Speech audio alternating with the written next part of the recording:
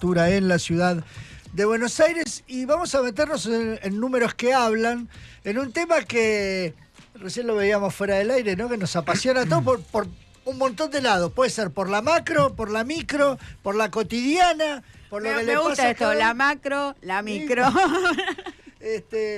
Digo, desde el que está pensando en sus vacaciones hasta el que está pensando si la economía va a estallar.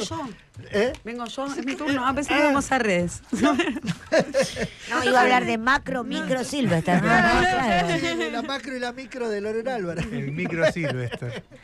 No, bueno, pero el dólar atrasado se convirtió en un tema de A ver, conversación. si yo les pregunto, ¿el dólar está barato? ¿Ustedes qué me responden? Sí. Sí, el dólar está barato. Sí, está barato. ¿Sí? Está barato. ¿Cuántos dólares te puedes comprar? Bueno, yo puedo comprar poco, pero tengo la sensación de que está barato porque cosas, digamos. Tengo la sensación, me gusta, me gusta, vamos acercándonos. Tengo un auto, ponele, ¿viste? Sí. ¿Qué importa? Me quedó de mi mamá, que ya no está, etcétera. Que lo tengo que vender. Sí. Y estoy dándome cuenta que no lo puedo vender a la cifra que yo quería. Entonces ahora estoy pensando en quedármelo y empezar porque hace un año poner $4.000, $5.000 por un auto, yo hubiera dicho, no, sí, ya. Ahora capaz que miro la deuda que tengo en tarjeta de crédito y digo, pago a la mitad de la tarjeta. Para eso me quedo con el auto. Buena relación para ver cómo viene la relación dólar-pesos. Para vos también está barato el dólar. Sí, viendo gente que se va y que consume y que compra cosas afuera. Vendamos todo y pasemos todo a dólares. Bancamos 2 meses entonces. Sí, obvio. Cerramos Es la lo que hay que radio, hacer. la entregamos, la Sí, vendemos. es lo que hay que Bancamos 2 meses y en 2 meses que nos abrimos. Sí. Multimedios. Exactamente. ¿No? Esa sensación también. Entonces, ¿el dólar está barato o está atrasado? También es una pregunta, ¿no? Esa parte es no buena. la sé. Esa es buena. Para eso estás ¿Está vos. atrasado respecto a qué? Bueno, a ver. Contame. Por supuesto, hay un gran datito yo le quería consenso. agregar Sí, personal, dele. personal. Sí, A principio de año vendía dólares a 1.000 sí. y hoy puedes comprar a 1.077.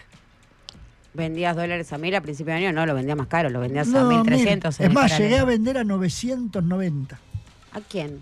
El Y Blue el- nunca el Blue- perforó sí. los ¿Cómo 1.000. no te compramos, tuvo 1.400, No, llegó a yo- 1.400. Llegó a 1.400. No, sí. yo Ahora- decía, sí, no, el Blue nunca yo perforó vendí los- Blue a 9.90. Bueno, te estafaron. Y no, en un momento estafaron. había bajado.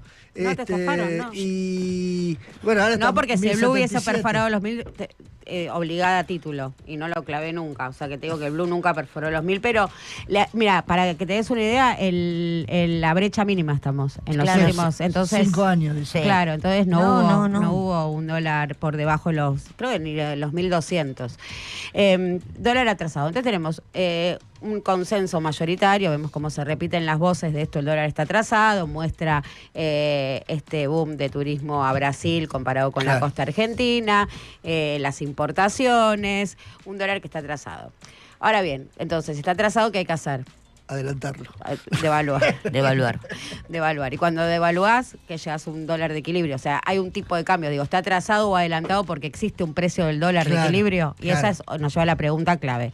Estamos punzando la médula de la dinámica económica argentina cuando hablamos de cuánto tiene que valer un dólar. Porque hay una parte minoritaria de la literatura económica, y es a la que suscribo, que da cuenta de que no existe un tipo de cambio de equilibrio. Entonces, ¿cómo se piensa cuánto tiene que valer el dólar? Según la presión de cada Bueno, y voy a decir que en este grupo de los que planteamos que no hay un tipo de cambio de equilibrio, me encuentro con economistas como Daniel Arriazu, que es un economista sumamente liberal y de las pocas voces que banca el gobierno, donde dice esto es una calecita de precios relativos, porque vos subís el dólar, entonces se te atrasan las tarifas, entonces actualizás tarifas, eso te empuja a la inflación, para contener la inflación otra vez te juega el dólar.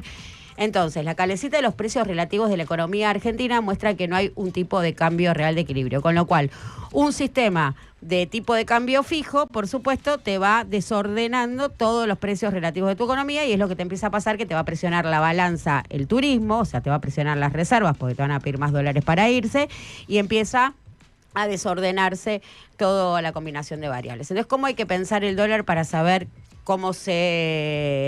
cuál es el componente que pesa a la hora de definir el precio? Que si hay un precio, si todos los precios son políticos, el precio político por excelencia es el del dólar, siempre en relación a dos variables que hoy se imponen en el tablero, que por un lado es la inflación, el dólar te contiene los precios, si vos tenés el dólar atadito, bueno, es una variable que te juega mucho en los precios, y por eso justamente el gobierno trata de evitar de todas las maneras posibles una devaluación, porque no porque le moleste subir el precio del dólar, sino porque eso le va a góndolas y lo pone en jaque en el escenario electoral del año que viene, porque viene sosteniendo el buen humor social, porque baja la inflación, y esto es un dato, y con el cepo, porque a su vez puede contener el tipo de cambio, porque la economía está encepada, digo, tiene un cepo, hay restricciones para la salida de dólares, entonces todos los ingresos de dólares los puede tener adentro.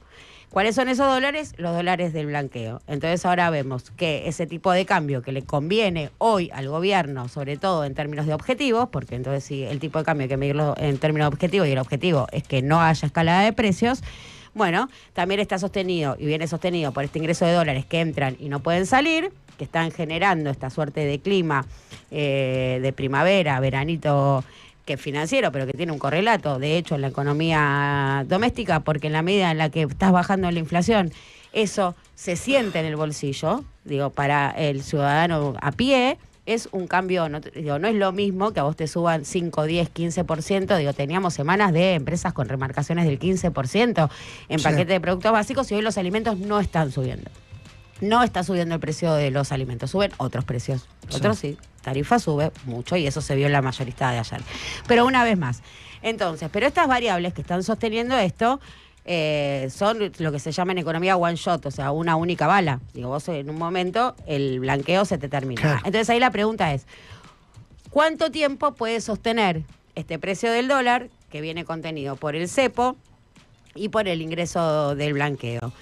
Porque para tener más dólares, o sea, que vengan las inversiones o la plata del FMI, una condición necesaria es levantar el cepo, quizás no del todo, porque el cepo no es un candado, sino que es una construcción, es una secuencia de restricciones y de medidas de restricciones, pero de alguna manera tender a unificar el tipo de cambio y levantar la barrera, porque por supuesto lo que te dicen es, bueno, no van a venir las inversiones y no pueden salir. Y ahí eso te pone en jaque el precio del dólar, porque unificar o levantar el cepo, ¿cómo? Y ahí hay dos escenarios, si es un perro que se muerde la cola, porque el FMI te dice no te doy los dólares hasta que no levantes el cepo, entonces tengo que levantar el cepo sin dólares, y cuando si tenés que levantar el cepo sin dólares, lo que tenés que hacer es devaluar la moneda. Digo, en los escenarios posibles, en todos los escenarios posibles, y esto me sorprende muchísimo, los economistas coinciden en que la devaluación es ineludible. Digo, va a haber una devaluación. Ayer se publicó un artículo muy interesante en el Wall Street Journal, que es el faro del sistema financiero, el faro mediático del sistema financiero internacional, de 2 páginas, donde analiza la expectativa de Javier Milei en los dólares de Donald Trump. Le baja la espuma, por supuesto, muchísimo. Dice, Donald no está para la tuya, no va a estar para la tuya. El FMI tiene una reticencia. Esto dice la palabra reticencia, el Wall Street Journal. Y después levanta un informe de la Oxford Economics donde dice que Argentina va a devaluar un 53% en enero.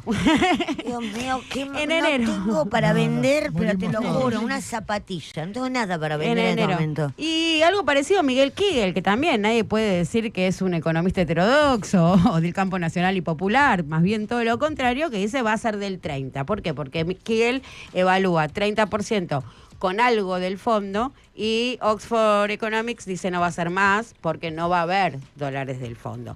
Aún con dólares del fondo, la devaluación es ineludible, o por lo pronto esto dicen todos los analistas. Entonces la pregunta es, ¿qué pasa en el mercado? ¿No? ¿Qué pasa en el mercado? Que no hay señales o apuestas a una devaluación.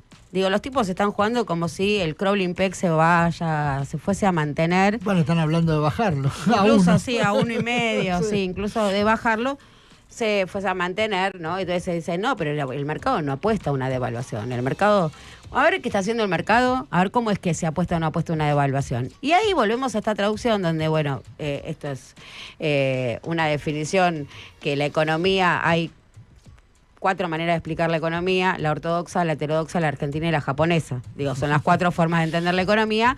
La economía argentina se caracteriza por tener plazos muy distintos a todo el resto de las dinámicas económicas de todos los estados a nivel mundial, que los plazos son corto, muy corto y cortísimo. Digo, no, así son los plazos de la economía argentina. Sí. Y vos hoy tenés toda esta fiesta o esta liquidez que hay en el sistema financiero.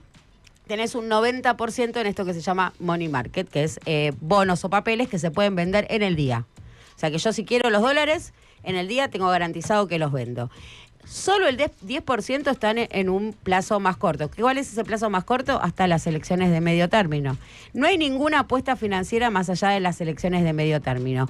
Con lo cual, está claro que si uno pudiese pensar cuándo se vienen estas devaluaciones, y bueno, yo pondría 2 deadlines. Uno puede ser el de enero, cuando tengas que afrontar la primer muralla de vencimientos, Sí.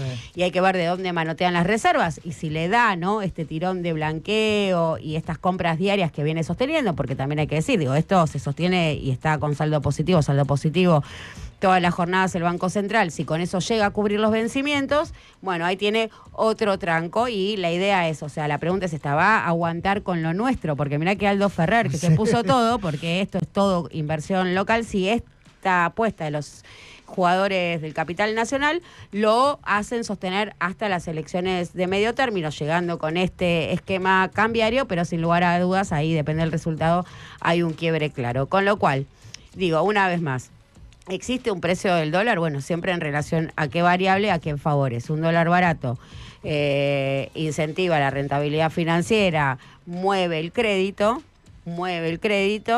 y un dólar caro lo que hace es favorecer mucho el frente exportador. Digo, ni un dólar caro ni un dólar barato tiene una relación así pensado directamente con el salario.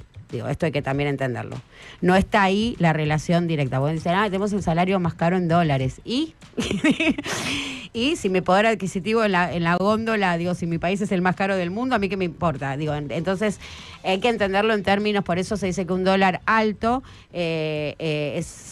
tiene un efecto dinamizador de la economía, y un dólar barato tiene un efecto ahorro, con lo cual enfría la economía. Claramente el gobierno se acerca más al segundo. Ahora bien, ¿cuánto tiempo lo va a poder contener? Bueno, va a depender claramente de la liquidez que haya en el sistema, y esa liquidez, lo que sí sabemos es que es de manto corto, con lo cual esta devaluación, que ya se da como ineludible, tiene 2 deadlines muy claros: las murallas de vencimiento de enero o las elecciones de medio término del año que viene, y eso sí lo está diciendo muy claramente el mercado.